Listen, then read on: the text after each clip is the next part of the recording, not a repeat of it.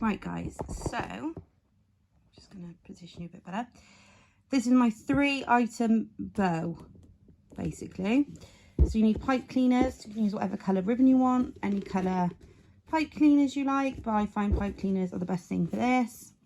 So I've basically got half of a pipe cleaner. I've unravelled this and I'm using the red bit, and I've cut this in half already.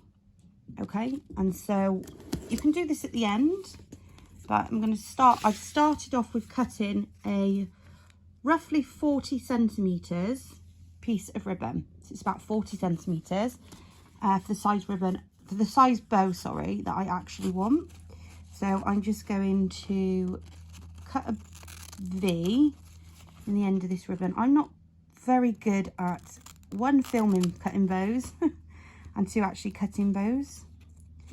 But if you do it correctly and you've got your proportion right, you can normally just pop that out, the V out.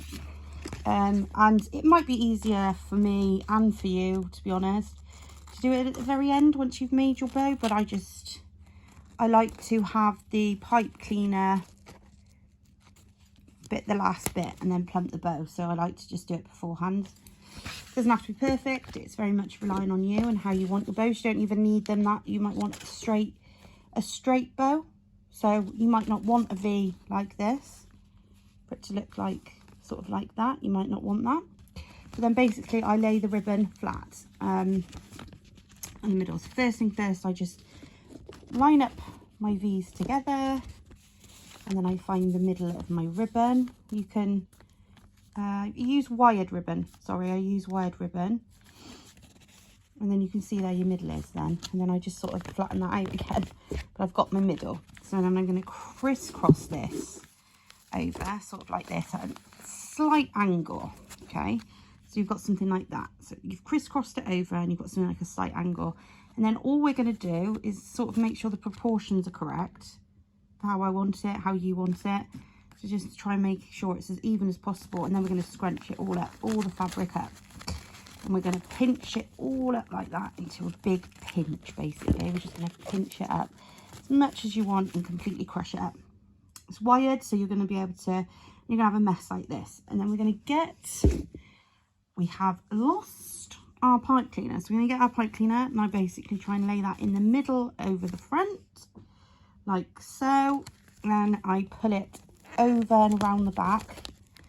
And then I place my thumb over the top, just so I've got some grip at the front of the bow. And then I pull the pipe cleaner towards the back. So I give it a good pull, like this. And then what I do is I twist the pipe cleaner around. So I just basically, rather than winding the pipe cleaners, I twist them.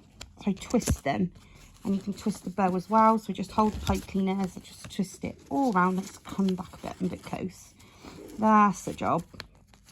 Just twist it as round till I feel like that's enough, and it's nice and tight, and I'm quite happy.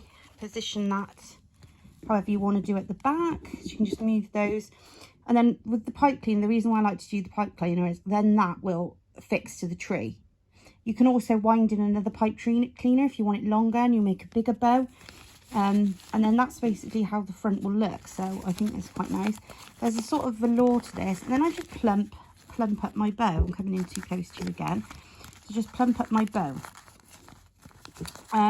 What I like about this is inevitably you'll have one piece at the front and one piece underneath, and I just quite like it. It's quite nice, different take on how to make a sort of a perfect bow. I really like this.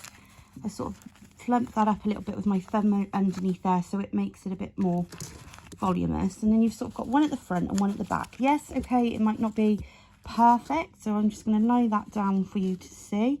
It might not be perfect, but it's just really simple. It's a crisscross method. This has cost me probably 25p or less to make. I've got 2.7 metre roll, and I've managed to cut out 1, 2, 3, 4, 5 lengths of ribbon. So I've made 5 bows out of 2.7 metre ribbon roll from Ho Bargains. That cost me 99p. So it's 2.7 metres, cost me 99p. These pipe cleaners have cost me 1.99, but there's loads there. absolutely loads, and I do unravel so it's not so bulky. If you're making a bigger bow, you know, all means, and look, that's quite pretty over. Move that away, move the bow in, and you can see, you know, that's quite pretty. Totally up to you. Personally, I kind of like the idea that the look that the pipe cleaner really isn't there. You can't really see the pipe cleaner that much. So those are my little bows. I'm just going to pick the camera up so you can see it. I'll turn it over so you can see it on the other side. I just think they're really, really lovely, really quick and easy to make. Nice craft to do with the children. I think it's nice to just make stuff to go on your tree. Looks fantastic, and I'm really excited now to actually get some bows on my tree. So I'm going to finish doing my bows. I've got 2 lots of ribbon, so I'm going to make about 10 bows, and then I've got them for next year. I can decorate, use them for different things, and you know, you can even use them on parcels, gift wrap, to make things a little bit special. Don't have to make Christmas bows, make birthday bows, use different types of ribbon, use more ribbon.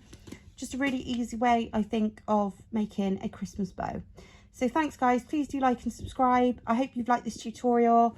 Please do message me if you make a bow and how easy it's been, or if you found it really difficult. I'm not uber crafty, and I think anyone can do this, and I'm doing it because I just find bows really expensive.